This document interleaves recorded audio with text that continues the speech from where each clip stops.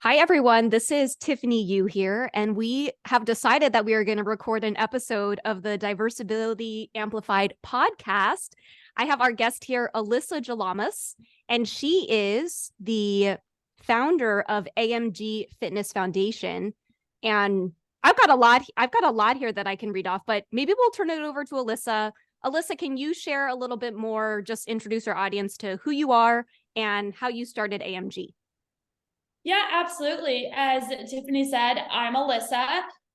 For those of you who can't see me, which is all of you because we're on a podcast, I walk with long leg braces. I have something called arthrogryposis. So I was born with it. It's not genetic. It's kind of just what you get is what you get. So I walk with long leg braces and my hands are also affected. And kind of a lot of life has been lived. I'm a two-time Paralympian, and I started AMG Fitness after I retired from swimming. And so during COVID, I was really interested in getting workouts at home, and I was online, and I really couldn't see anything for me specifically because I feel like there is so many great people in wheelchairs that show their workouts. There's so many people who can walk and share their workouts, and there was no really like in between. Like I can't do squats, but I'm not in a wheelchair. So I really wanted to create something for everyone. I wanted someone to come on my website free of charge and get a great workout in, no matter if they're seated, standing, or anything in between. So AMG Fitness was actually started in my living room on Instagram Live. And so after a couple of months of that, it transformed into a 501c3 nonprofit because I really, really value all of, I really think that there's a lot of boundaries when it comes to adaptive fitness, like getting to a gym and getting out of the house and costs. And I wanted to make sure those boundaries were as little or as less as possible. Okay, there's so much that I want to dig into there, but first let's start with the Paralympics. So one personal thing I like to share is for those who are familiar with my story, my physical education. So I acquired my disability at 9. And my physical education class, it was not adaptive or integrated. It was probably one of my most traumatic memories growing up. So I guess this question for you, you were born with your disability. How did you personally get interested in adaptive sport? It sounds like your sport is swimming. And then what led you to the Paralympics and what was that experience like?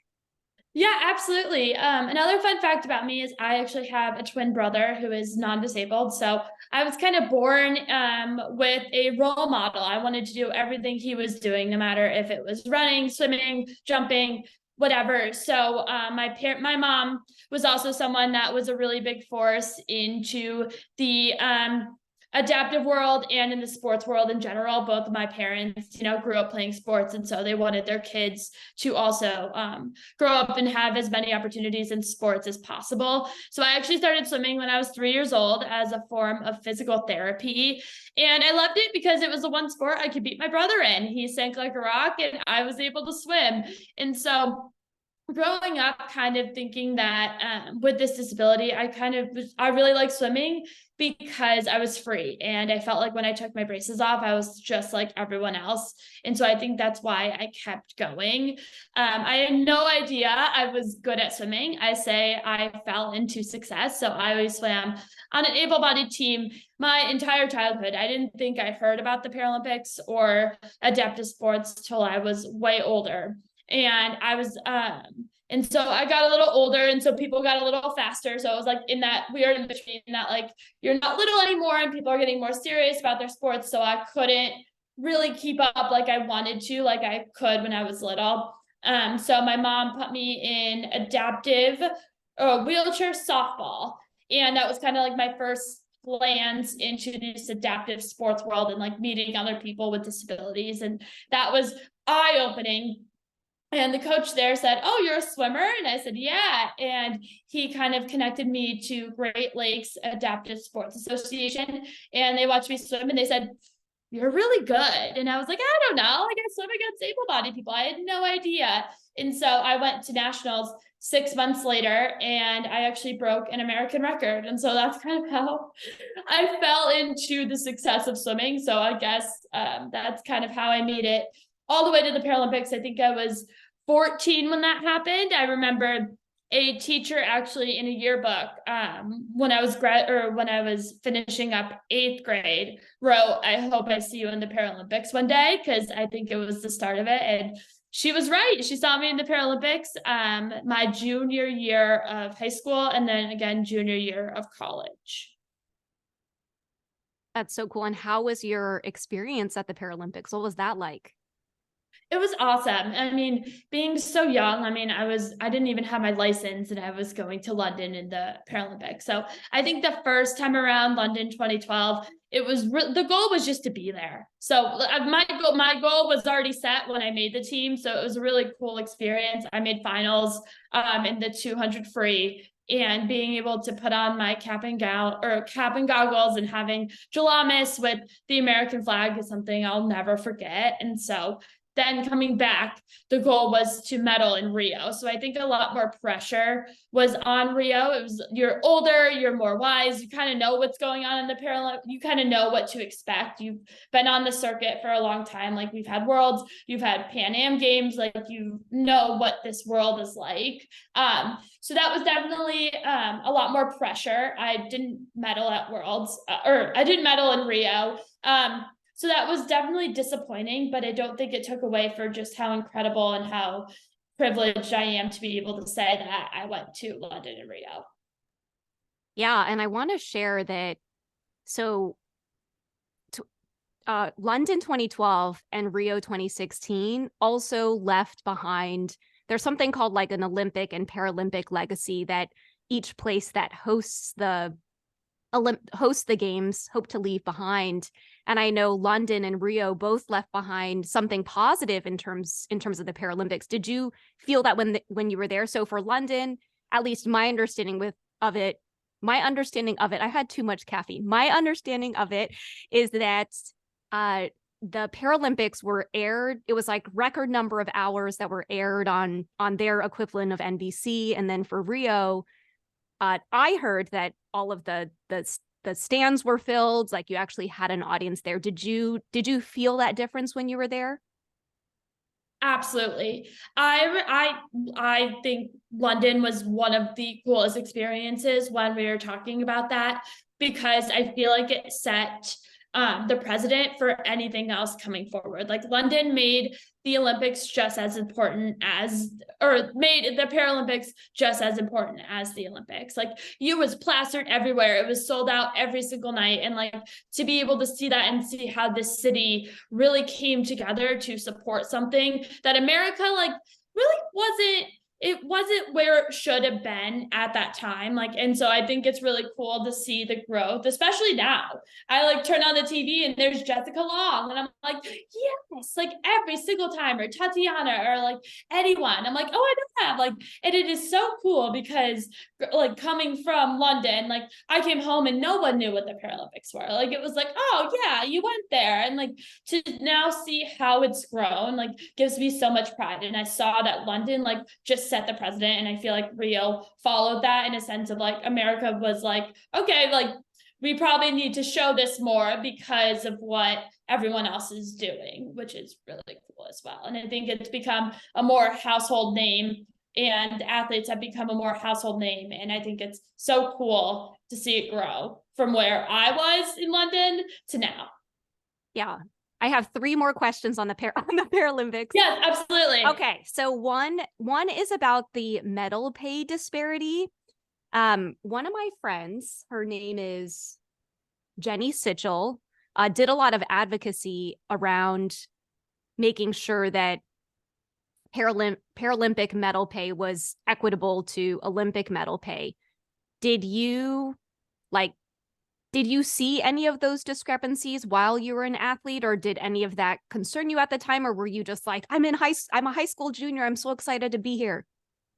Yeah, I think it hit me later in life, mostly because I am a younger athlete. I was a younger athlete while training. So the $400 I got every month because I was on Team USA is great when you're in college. I'm like, yeah, please. I have no other income. That's great. And like now I realize that like you couldn't be a professional athlete after college and like survive on your own. Like it does not pay. And so like I saw a lot of people like really, I think that was a huge factor in either retiring or kind of moving somewhere that they might not want to move to, or like kind of all of these things because you can't afford to be a professional swimmer. And so I wasn't around when that was implemented. It was after Rio. But to be able to see how much it impacted just the people I know that now are swimming professionally, and like being able to pay their rent and like not having to do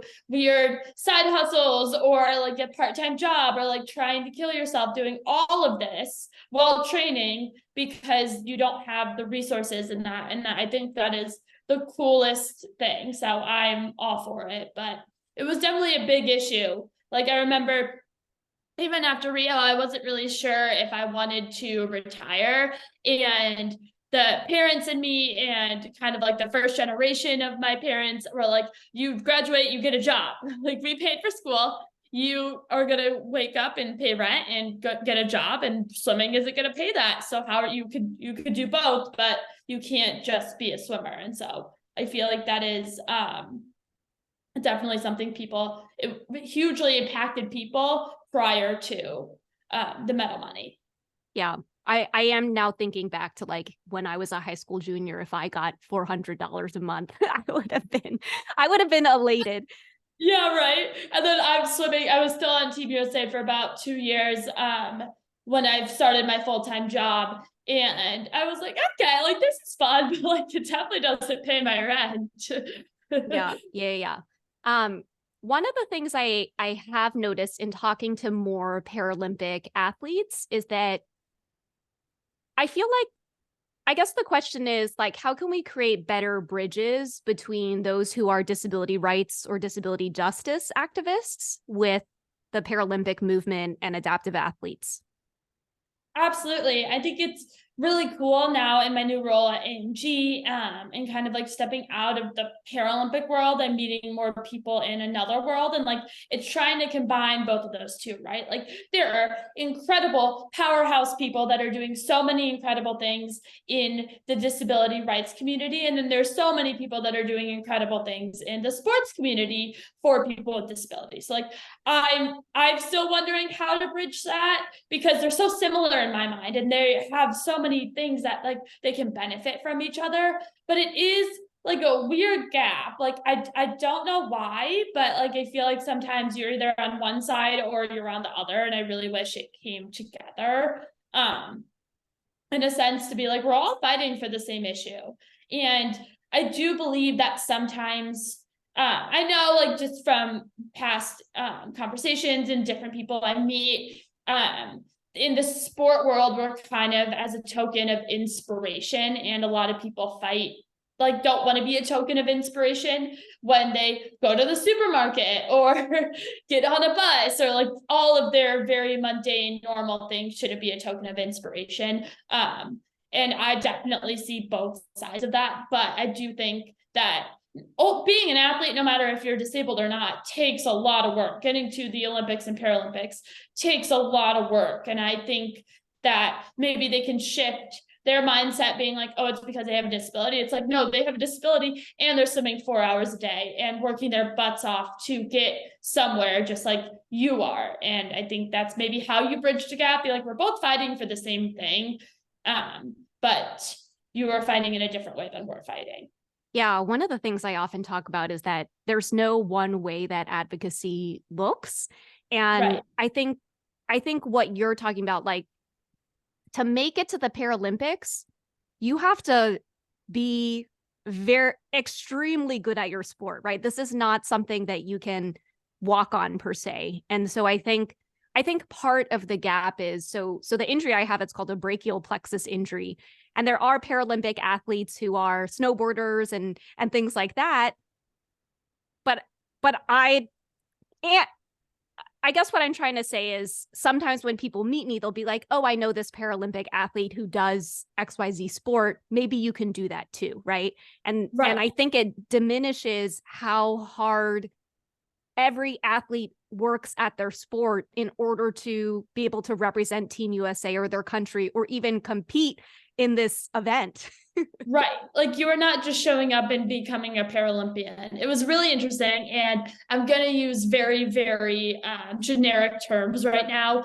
I had a conversation a few weeks ago and someone was like, oh, I was a professional swimmer for 12 years. I went to the Paralympics. And I was like, oh my gosh, me too. I can't believe we never ran into each other. Like, blah, blah, blah. I'm talking about all of this. And he was like, oh no, I was just, like I went to nationals. And I was like, okay, well, like you're not a Paralympian. Like it's kind of like saying you went to your high school basketball game and you're saying you're an NBA player. Like it's, and like really realizing how much work it takes to be able to say that you are a Paralympian and like having that title is important. Yeah. All right, my last question on your Paralympic life. So before we started recording, we were chatting a little bit about LA 28. The Olympics and the Paralympics are coming back to the US. I think for the first time since Salt Lake City, maybe was that 2004? And I think coming back to LA for the first time since the 1980s. What are you hoping the legacy that LA 28 leaves behind in terms of the Paralympic legacy? I hope it changes the game. I hope more people recognize the Paralympics. I hope more people come to the Paralympics than the Olympics. I want it to be the star of the show because I believe it should be the star of the show. And I believe that with this could change so many lives of so many Paralympians and really elevate that and get brand deals and all of those things that we see Michael Phelps and Ryan Lochte and all of those big household names be able to receive. Katie Ledecky. I really hope that after LA 2028 that we're saying Jessica Long, Mackenzie, Tatiana McFadden. Like I could probably list all of the people that I really hope that every time you say that, they know exactly who you're talking about. Are you going to come out to LA?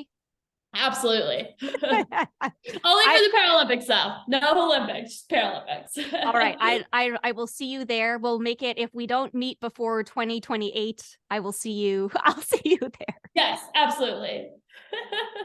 Okay, good segue. So one of the things you mentioned meeting this other person who said that they were a Paralympic athlete for 12 years.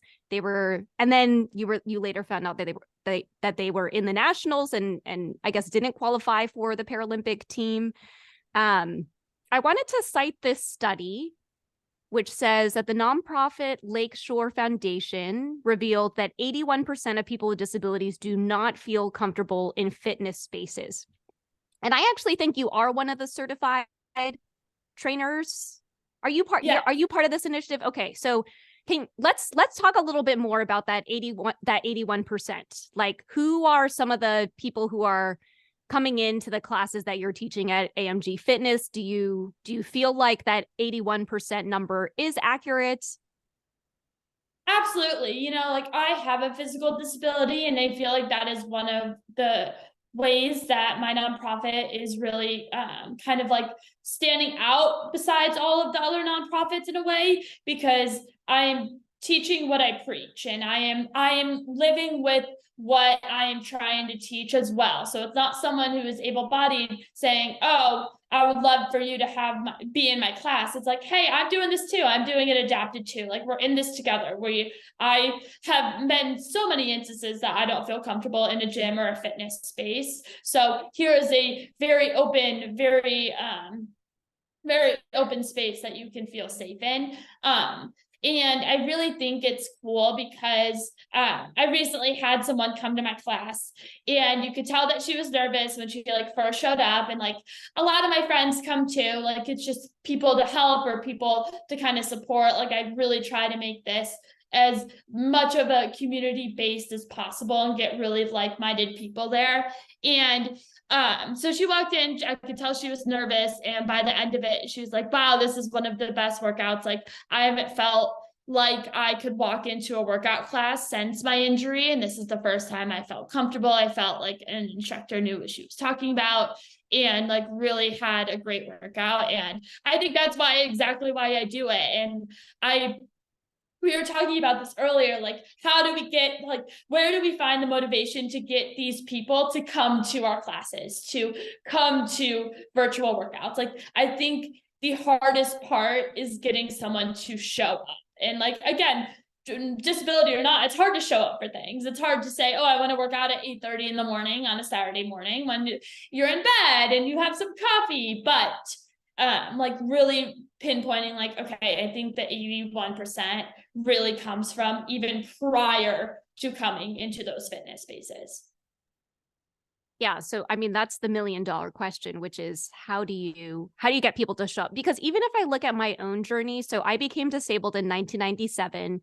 I can still distinctly remember the first time I tried to do some sports activity, which was rock climbing. That was 2016.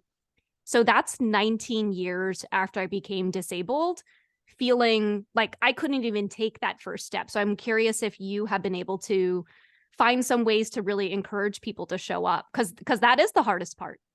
Right. I think it's word of mouth. And I think I remember her walking out and be like, I'm telling all of my friends about this, and like really seeing that. And I think it's word of mouth. And I think it's really trying to show them that it is a safe space, that I know what I'm doing, and that I am also someone with a disability. I get it. We don't even have to say anything. And we both understand each other in a lot of different senses because we've had a lot of the same experiences. And so I think, really trying to put forth that this is a safe space. It is I know I keep saying that and I need to find another way to say that. But trying to get people to show up to be like, this is good for you and this is good for your community. And I think, and hopefully getting more people to come on a regular basis. I feel like that is also very difficult. They can come and then things get in the way, and people, like if you hadn't put fitness first in a really long time, I think that's really hard to then put fitness first. So it's kind of finding the motivation to come and come again. Yeah, and you feel great afterward. Yeah, absolutely. But I love what you're saying about you kind of, you and we're both going to be the biggest cheerleaders for whatever we're building, right? Because we're building what we wish would have existed when we were younger. And so finding those evangelists who can go out and talk about the things that you're building and bring a friend the next time. So the cool thing is that AMG has actually had a lot of really incredible wins recently. Like you got an ARI grant. Can you talk about some of the momentum that you've been able to have over? It just feels like the last couple of months, but yeah, share some of the wins that you had. Yeah, absolutely. AMG has had some great wins recently. And it's really cool because I think when, like what you're saying, when you're building something and you're in the nitty gritty and you're in it every single day, you really kind of forget how far you've come, because I am someone that's a perfectionist and I'm always looking ahead, right? And as someone who's also building something, you're always looking what 6 months are going to look like, what a year is going to look like. And you kind of forget to celebrate the wins of like, oh yeah, that was really awesome. And like how far we've come. And I have an incredible grant writer and I have calls with her weekly, and she's really the words behind AMG. I feel like I'm someone that likes to spit out a lot of words, and she can craft them and write them so beautifully. And like we get a really great message across. And I remember submitting it to ARI, and we were on the phone, and I was like, because just how we worded things, and like we've like really learned how to encompass what we're trying to do in a great spin of words. And sometimes you only have like a couple characters or different things like that. And I remember submitting it and I was like, I feel like this was the best one we've submitted so far. Like we told the story, we did it well, and we were rewarded, which is incredible. And ARI is I remember the first time they put a girl in a wheelchair in one of their ads for bras. And I think I bought every bra. Like I directly remember that. I think I was like in 8th, 9th grade. I don't know how old I was, but it was a really big deal because it was the first time any company has really done that. And like, they still stand by it. And I think that is an incredible thing to be able to partner with ARI. All right. So tell me about this grant writer, and are they available for hire? Yeah, she is. I mean, don't take her away from AMG, because I'm definitely someone who does that, but she's incredible. Her name's Soph. She actually started with me right when AMG first began. She was like, oh, I worked for the Boys and Girls Club and did a whole bunch of incredible things. She works at a museum nonprofit right now. And so she really has such good eye of finding things that work out for us and how to pursue AMG further in that space, because I could do all the fitness, I could do all of the other things, but in a sense of nonprofit world, I knew very little. I just knew I wanted it to make a nonprofit. So she is definitely the brains behind all of that. Yeah. And I think what I'm appreciating is that, we're not all doing this work in a vacuum, right? You turn to people for support for different things that you need. And one of the, you talked about this ARI grant, the fact that they were really a pioneer in terms of adaptive intimates for a long time. And I don't know if you saw, but this New York Fashion Week, Victoria's Secret came out with their adaptive line. I mean, what do you think? I don't know. I don't even know what the question is there. Do you have any reactions to kind of seeing that happen?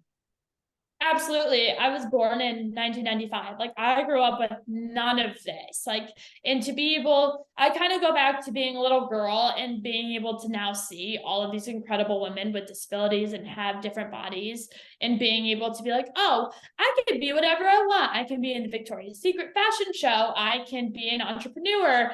I can be a businesswoman. And I feel like there was nothing there so much, like, a long time ago that had any of that. So to be able to be those women is really cool, and to be able to see the next generation of girls with disabilities grow up is also really cool. So it warms my 4 or 5-year-old heart when I think about that, because that one was like, oh, like, what, like, there wasn't any role models, there wasn't anything like that. So Yeah, I have been thinking about this Victoria's Secret thing because I just remember being a kid and you would get those catalogs, and Victoria's Secret defined for me what was sexy, and when we couldn't see ourselves and we were like, oh, we're not that, right? And ARI has a very different brand, right? To me, they feel more approachable. They feel more, I don't know, youthful is the word, that, or fun. Different. like comfy. I want to say comfy. Like, they, like, like everything they, like, I feel like I'm comfortable there. But Victoria's Secret, I agree. Like, that was, you knew what Victoria's Secret angel models looked like for years and years and years. Yeah. So one of the things I like to talk about is a little bit of real talk. So you don't run AMG Fitness full-time, right? Correct. Can you talk a little bit about your multi-hyphenate life, how you make it work, how you're able to find balance? Yeah, absolutely. I think it is really important. And I feel like it is something that I've been ingrained in, that, like, you can follow your passion, you can do it all. I would love AMG to be my full-time job at some point, but that is not where we're at right now. We're a startup, we're young, we have a lot more learning to do. And I am someone that wants to be financially independent and financially smart. And I think I was raised with those values. So having a nice paycheck every month is a good thing. And I feel like that is something, like, I don't know, the social media is like, be an entrepreneur, blah, blah, blah. And I was like, I like that I know when I get paid, and I like how much I get paid every month. And I think, like, everyone's like, ditch corporate or whatever. And I was like, I think there's so much to have when you are in corporate as well. And I don't think it's a negative thing to not only follow your passion and do everything that makes your heart happy, but also have a full-time job and be successful in that full-time job too. I think it is a balancing act. I'm still learning the balancing act. But it's very important to me to kind of do both and really just be able to, Yeah, I think especially in the advocacy world, people are like, well, that's your paycheck. And then you're like, well, I actually can't make rent, you know, and that's important. That's important and needed too. So Yeah.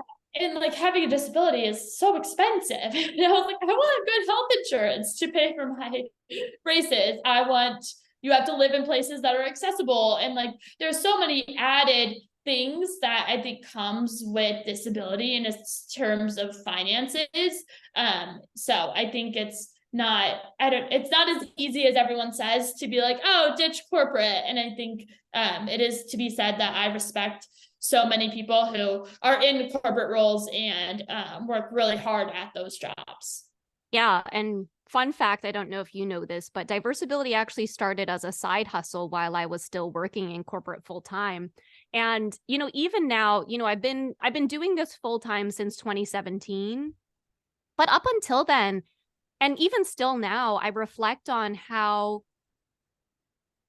sometimes as a disabled person, you have a lot of power being in the company as well. But I'm a big fan of the side hustle. And I used to do a lot of interviews about like how to manage it. And then I think I burnt out and I was like, I can't talk about this anymore. I have to, to pick one. Yeah, absolutely. But all right. I think is there a question that you wish I would have asked you? I don't think so. I think it's all really good. I don't think so. Okay. My last question, or I guess I have two questions for you. So part of the reason why we are recording this podcast, we'll have some real talk in here, is because we had brought Alyssa in to host a virtual adaptive fitness class, and I was the only one who showed up. And so we're going to reschedule her to come in November. But yeah, I don't know what the question is there. How do you think we should get people to show up in November?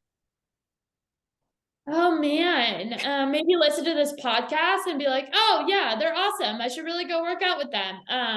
But But no, also I like, yeah, and the fact that you're a 2 times Paralympian, I was like, hello. I was very excited about that.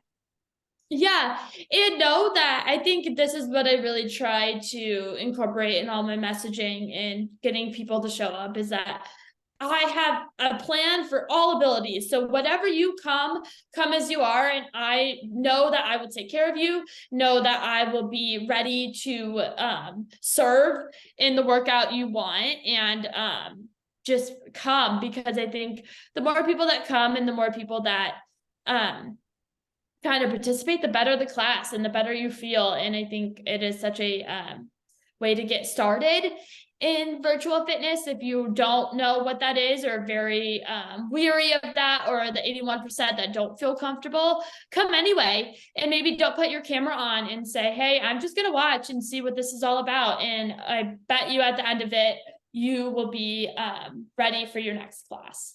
Yeah, and I think it's one of those things too where there's something really special about, even if it's an intimate class, being able to come and ask the questions that maybe you were afraid to in, you know, a large hot yoga class somewhere where, you know, people are doing stances that you can't do. And so this is very special. Having Alyssa here is very special. And I always close with the same question, which is, what are you grateful for today? I am grateful for that it's Thursday. That I got to talk to you. I think this was such an unexpected surprise, and I think we had a really awesome conversation. So I'm really grateful for that. And I am grateful for my family and friends. And I think I wake up every day and I'm really grateful for the people in my life. I love that. And if we want to follow you, where's the best place to do that? Yes, follow me on Instagram under Alyssa Gialamas. Follow me on TikTok under AMG Fitness.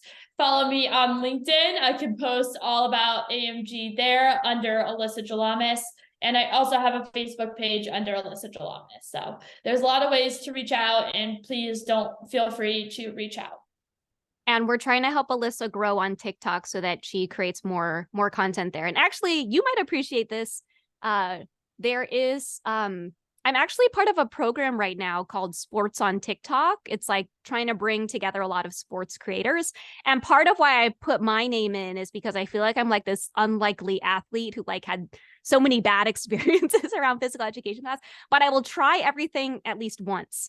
And swimming is actually the last thing I want to figure out. Oh, awesome. Yeah. Well, thank you for being a guest on the Diversability Amplified podcast. And for those who are listening in, check out the show notes where we will include all of Alyssa's links that she mentioned as well. And we hope to see some of you in November. Maybe if I get it all set up in time, we can go ahead and put the link for you to sign up there as well. Yes, absolutely. Well, it was great talking to you, Tiffany.